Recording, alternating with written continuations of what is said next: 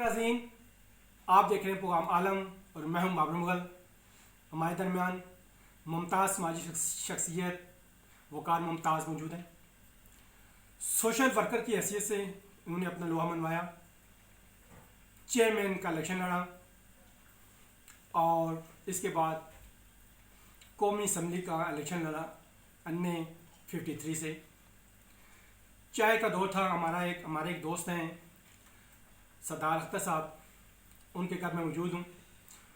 तो इससे फ़ायदा उठाते हुए मैंने इनसे टाइम लिया और आए इनसे इस हवाले से बात करते हैं कि वो क्या कहते हैं। अस्सलाम वालेकुम वकार साहब। वालेकुम सलाम बाबर भाई, क्या हाल है? ठीक है जी अल्हम्दुलिल्लाह। बहुत शुक्रिया आप लोगों ने हमें टाइम दिया और यहाँ पर आए, और सरदार साहब का भी शुक्रिया कि जिन्होंने आप तमाम दोस्तों को यहाँ पर इकट्ठा किया और हमें अच्छा प्रोग्राम दिया, आपकी पार्टी की है। मैं इस पर सरदार साहब को भी शुक्रिया अदा करता हूँ। अच्छा सरदार साहब, दो से तीन साल हो गए बिखसूस इस्लामाबाद में मीटर और गैस के कनेक्शन पर पाबंदी है। ना ही हुकूमत ने इनिशिएटिव लिया और ना ही अपोजिशन ने कोई इनिशिएटिव लिया। इसके हवाले से आप क्या कहते हैं? लोग मजबूर हैं, आबादी बढ़ रही है और ये गैस और बिजली के जो कनेक्शन है ये बंद है। क्या करें हम? क्या कहते हैं आप? बाबर बात यह कि इस तरह आपने कहा कि गैस के मीटर तो नहीं बंद हैं, ये मखसूस जगहों पर जो है वो पाबंदी है। पूरी जो है इस्लामाबाद के बाकी इलाकों में नहीं है, जो खासतौर पर प्राइवेट सोसाइटियाँ वगैरह बनाई गई हैं उन पर गैस के मीटर्स बंद हैं, बिजली के भी। और बिजली के जो मीटर्स हैं वो मैं समझता हूँ कि तकरीबन जो आपका जोन 3 और जोन 4 है वो सारा बंद है। सिर्फ इमरान खान साहब के घर को निकाल के बाकी तकरीबन हर जगह पे बंद है। इमरान खान साहब का जो प्राइम मिनिस्टर है उनके घर के लिए एक स्पेशल लाइन भी बिछा के वापडा वालों ने डाल दिया है, इसको वालों ने। लेकिन बाकी जो आम आवाम है उनके लिए हर चीज़ बंद की हुई है। मैं समझता हूँ कि ये बड़ी ज़्यादती की बात है, ख़ासतौर पर मेरे हल्के के जो लोग हैं जो 53 के हैं उनके साथ ये ज़्यादती है। पाकिस्तान मुस्लिम लीग नून के दौर में भी इस तरह की एक पाबंदी लगी थी। उस वक्त शायद आपको याद हो कि हमारे वफाकी वज़ीर थे डॉक्टर तारक जोशी साहब, वो खुद सुप्रीम कोर्ट में जाकर पेश हुए थे। उस वक्त न सिर्फ ये मीटर्स पे बंदी लगी थी बल्कि आपके इस इलाके के जो इंतकाल थे, जो रजिस्ट्रियाँ थी उस पर भी बंदी लगी थी। और उसमें वो एज ए मिनिस्टर खुद जाकर पेश हुए थे चीफ जस्टिस साहब के पास, तो उन्होंने वो पाबंदी उस वक्त ख़त्म की थी। क्योंकि अभी भी एक प्रोपेगेंडा किया जा रहा है जी कि ये नून लीग के दौर की पाबंदी लगी हुई है, ऐसी कोई बात नहीं है। उस वक्त सुप्रीम कोर्ट ने पाबंदी ख़त्म की थी और आप देख सकते हैं कि 2018 तक जो है कनेक्शन ख़ासतौर पर ये बिजली के कनेक्शन जो है वो लगते रहे हैं और ट्रांसफार्मर्स भी नए जो हैं वो इंस्टॉल होते रहे हैं। तो बाकी जो आपने की अपोजिशन की, तो अपोजिशन हर तरह का जो ऑप्शन वो हमने बहुत सारी जगहों पे जाके वापडा वालों से, चेयरमैन एस्को से और बाकी जितने भी हैं इनके वज़रा से उनसे भी बातें की हैं। और हमें यही बताया गया है कि जो CDA जूनिंग कर रहा है, रीशेड्यूल जो उसको कर रहा है, उसमें ये बहुत सारा एरियाज़ जो हैं वो निकाल के आप लोगों के लिए कनेक्शन बहाल कर दिए जाएंगे। लेकिन अभी तक ऐसा कुछ नहीं हुआ है। वफाकी काबीना में भी एक सबरी गई हुई है जिस पर अभी तक काबीना ने मंजूरी नहीं दी। आप, मैं समझता हूँ वकार साहब कि अगर आप खुद बारिश का पहला कतरा बनते, अगर गवर्नमेंट नहीं कर पा रही तो नून लीग या आप इंडिविजुअल सतह पे या निफादी सतह पे आप अगर कोशिश करते हैं तो मैं समझता हूँ कि आगे आवाम की हमदर्दियाँ भी आप तरफ आ जाती हैं। लेकिन तो कुछ तो इनिशिएटिव होता है ना आप तरफ से। भाई आप ठीक कह रहे हैं। हमने जो अपने हमारे कानूनदान हैं या लायर्स हैं उनसे मशवरा भी किया है। लेकिन एक मैं साफ बात करता हूँ कि एक डर की वजह से हम सुप्रीम कोर्ट या हाई कोर्ट में नहीं गए कि ये ना हो कि एक जो है ना पक्की स्टैंप लग जाए और ये हमारे लिए उसके बाद खुलना मुश्किल हो जाए। हम पहले यही चाह रहे थे कि जिस अभी हमारे समझ में आया या नॉलेज में आया था कि ये इन्होंने एक समरी बना के वफाकी काबीना में भेजी हुई है जिसमें बहुत सारी चीज़ों के लिए वो कर रहे हैं, लेकिन अभी तक उसमें वफाकी काबीना ने उसमें मंजूरी नहीं दी। तो उस पर भी आपके इस प्रोग्राम के साथ से मैं अपने जो सुनने वाले नाज़रीन हैं या जो लोग हैं उनको ये बताना चाहता हूँ कि हम बिल्कुल इस पर तैयार थे कि हम सुप्रीम कोर्ट जाएंगे। आपसे मेरी पहले भी बात हुई थी कि हम सुप्रीम कोर्ट जाना चाहते हैं, लेकिन बहुत सारे हमारे जो कानूनी मशीर्स हैं उन्होंने कहा है कि इस तरह ना करें, ये ना हो कि कल बिल्कुल स्टैंप लग जाए और ये सारा जो काम है ये आपके सर पे आ जाए। तो उस वजह से हम सुप्रीम कोर्ट में नहीं गए हैं। लेकिन इसका फिर भी कोई ना कोई हल निकालते हैं। बहुत सारी जगहों पर हमने ये भी सोचा है कि हम इसके ख़िलाफ़ حکومت کے خلاف اور یہ جو اسکوائز کے خلاف پریس جی کانفرنسز کرتے ہیں، وہ ہم اپنے حلقے کے جو چیئرمینس وغیرہ ہیں ان کو بٹھا کے ہم پریس کانفرنس بھی کبھی ارینج کر رہے ہیں تاکہ ان پہ کچھ نہ کچھ پریشر بلڈ ہو۔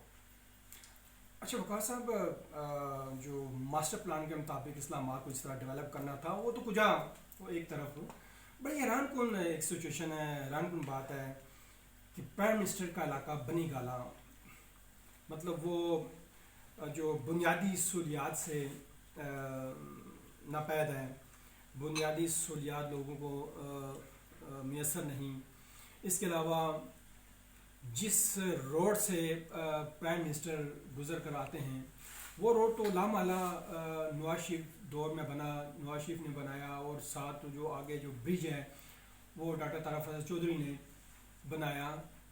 تو اس کے علاوہ اسی سڑک کو، اسی روڈ کو دو رویا کرنے کی باتیں چل رہی تھیں، اور دو رویا کرنے کی ایک پلان بھی ہے، لیکن میں سمجھتا ہوں کہ وہ پلان، وہ منصوبہ، وہ پروجیکٹ ایک طرف ہو، عمران خان صاحب جہاں رہ رہے ہیں وہاں مطلب ایک لائٹ بھی نہیں لگا سکے، بڑا حیران کن بات ہے، کیا کہتے ہیں آپ اس حوالے سے؟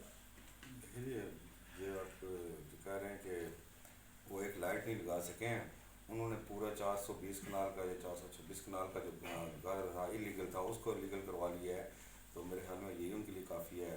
جیسے آپ نے کہا کہ یہ روڈ تھی یہ بالکل مسلم لیگ نون کے دور میں بنی ہے، اور یہ برج بھی جو ہے مسلم لیگ نون کے دور میں بنا، اس وقت وزیر داخلہ تھے حسن اقبال صاحب اور ہمارے وکیل وزیر تھے ڈاکٹر طارق فضل چودھری صاحب نے، انہوں نے پرائم منسٹر سے خصوصی فنڈ لے کر یہ بنایا تھا۔ میں سمجھتا ہوں کہ اگر روڈز نہیں بھی بنا سکتے تھے تو کم از کم وہاں پہ اسٹریٹ لائٹس وغیرہ تو لگوانی چاہیے۔ اور جو آپ نے کہا کہ سی ڈی اے کا ماسٹر پلان ہے، تو دیکھیے ماسٹر پلانس پہ جو عمل درآمد ہے وہ میں سمجھتا ہوں کہ جو ہماری بیوروکریسی ہے انہوں نے کروانا ہوتا ہے۔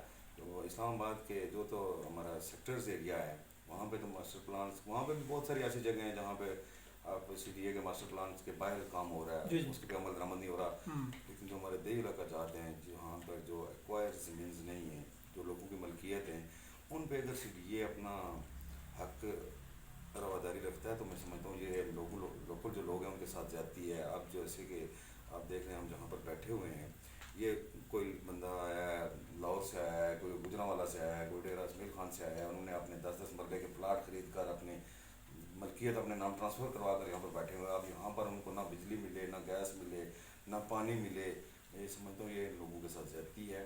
اس پہ کچھ نہ کچھ سی ڈی اے کو بھی سوچنا چاہیے، اور ہماری جو لوکل ایڈمنسٹریشن ہے ان کو بھی سوچنا چاہیے، لوکل گورنمنٹ کو بھی اس پہ عمل کام کرنا چاہیے۔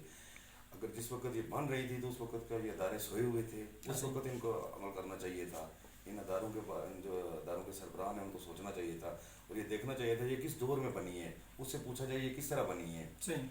آپ دیکھیں آپ پرائم منسٹر جب میاں نواز شریف صاحب کے دور میں بنی ہے، یا یوسف رضا گیلانی صاحب کے دور میں بنی ہے، راجہ پرویز اشرف کے دور میں بنی ہے، انہوں نے تو نہیں بنائی نا، یہ تو یہ اداروں کے سربراہ ہیں، یا جو جہاں پر جن لوگوں کی ڈیوٹیاں تھیں انہوں نے کی ہیں، اور انہوں نے کس کے کہنے پہ کی ہیں۔ ان چیزوں کو دیکھنا چاہیے کہ یہ کیسے بن گئی ہیں۔ اگر انلیگل بنی ہے تو اس وقت انلیگل بننے کیوں دی ہیں؟ اب تو نہیں، اب کروڑوں روپے لوگ لگا کر یہاں پر بیٹھے ہوئے ہیں، اب ان میں کہیں جی آپ انلیگل ہیں، میں سمجھتا ہوں کہ ان لوگوں کے ساتھ زیادتی ہے۔ اچھا وقار صاحب، آپ نے حلقہ نے 53 سے قومی اسمبلی کا الیکشن بھی لڑا، عوام کا اعتماد بھی حاصل ہوا ماشاءاللہ۔ تو اس وقت جو موجودہ صورتحال چل رہی ہے بالخصوص اپوزیشن کے اتحاد پی ڈی ایم جو حکومت کے خلاف بنائی گئی ہے، تو اس کے کردار کو اس وقت موجودہ صورتحال کے حوالے سے بات کر رہا ہوں، کس طرح سے دیکھتے ہیں آپ، کیا کہتے ہیں، کہاں تک یہ کامیاب ہو سکتے ہیں اور پی ڈی ایم اپنے مقاصد میں کامیاب ہو سکتی ہے؟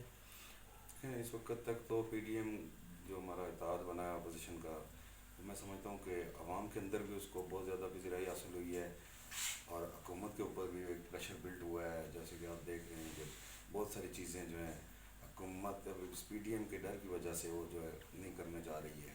جیسے کہ آپ ابھی کچھ دن پہلے جیسے انہوں نے سمری بھیجی تھی کہ پیٹرول کو 10 روپے مہنگا کیا جائے، ڈیزل مہنگا کیا جائے، لیکن میں سمجھتا ہوں کہ اپوزیشن کے ڈر کی وجہ سے وہ جو اگر تھوڑے اضافہ کیا تو صرف اپوزیشن کے ڈر کی وجہ سے کیا ہے۔ اور پی ڈی ایم کی جو تحریک ہے یہ اس وقت اس میں سب سے زیادہ جو پذیرائی حاصل ہوئی ہے وہ پی ڈی ایم کی جو تحریک ہے، اور میاں نواز شریف صاحب کا جو بیانیہ ہے ووٹ کو عزت دو، اس وقت انہوں نے وہی سب سے آگے جا رہا ہے، خاص طور پر پی ڈی ایم کے سربراہ مولانا فضل الرحمان صاحب اور مریم نواز شریف صاحبہ اس کو لیڈ کر رہے ہیں. جو باقی بات ہے پی ڈی ایم کا جو بھی فیصلہ ہو رہا ہے اس کو تقریباً ساری سیاسی جماعتیں اس پر عمل کر رہی ہیں. اچھا وقار صاحب، پچھلے دنوں کشمیر ہاؤس میں مسلم لیگ نون آزاد کشمیر کا تھا یوم تاسیس تھا. اس یوم تاسیس میں مریم نواز صاحبہ نے ایک بڑی اہم بات کی، وہ یہ تھی کہ جو موجودہ حکومت ہے وہ کشمیر کا مقدمہ ہار چکی ہے. تو یہ بات کرنے کا مقصد کیا ہے؟ اصل تو بات یہ ہے کہ یو این او کو کنسیڈر کیا جاتا ہے کہ وہ ہار یا جیت کہاں ہوتی ہے. تو ہم یا اپوزیشن یا گورنمنٹ کشمیر کا مقدمہ کیسے ہار سکتے ہیں؟ وہ یہ ان کے بات کرنے کا مقصد کیا تھا؟ آپ کیا کہتے ہیں؟ دیکھیں جی، مریم بی بی صاحبہ نے جو بات کی ہے وہ یہ تناظر میں کی ہے کہ جو کشمیر کا مقدمہ ہے، جو کشمیر کا مقدمہ لڑنے جا رہے تھے، آپ دیکھ لیں کہ کشمیر کا مقدمہ جو آپ کے وزیر خارجہ ہیں انہوں نے کہاں تک لڑا ہے، نہیں لڑا. آپ کشمیر کے مقدمے میں پوری دنیا سے الگ ہو کر اکیلے رہ گئے ہیں. جی. اور کشمیر کا مقدمہ پچھلے 3 سال سے آپ دیکھ لیں کشمیر میں انہوں نے کیا کیا ہوا ہے. انہوں نے ایک کرفیو نافذ کیا ہوا ہے اور لوگوں کو کھانا پینا ہر چیز بند ہوئی ہے. تو اس وجہ سے مریم بی بی نے یہ کہا ہے کہ آپ کشمیر کا مقدمہ آ سکے ہیں. آپ اپنے دوستوں کو اپنے ساتھ نہیں لگا سکیں کشمیر کے ایشو پہ. جو آپ کے عرب کنٹریز ہیں جو دوست تھے، چائنا تھا، آپ ان لوگوں کو بھی آپ کے ساتھ نہیں کھڑے رہے. اس حوالے سے کہیں کہ پاکستان کشمیر کے مقدمے میں اکیلا رہ گیا ہے. اس حوالے سے انہوں نے بات کی ہے. بہت شکریہ وقار صاحب. ناظرین، یہ تھے سماجی شخصیت، سماجی اور سیاسی شخصیت راجہ وقار ممتاز صاحب. لامالا انہوں نے بہت ہی پیاری باتیں کی ہیں، بہت خوبصورت باتیں کی ہیں، لیکن چونکہ ٹائم بہت کم تھا، وقت کی نزاکت کو دیکھتے ہوئے ہم نے ریکویسٹ کی نیکسٹ مرتبہ انشاءاللہ ان کا ایک بریفلی ہم نے ان کا انٹرویو کرنا ہے. اگلے اچھے پروگرام تک آپ سے ہم اجازت چاہتے ہیں. اجازت دیجیے. اللہ حافظ. بہت شکریہ.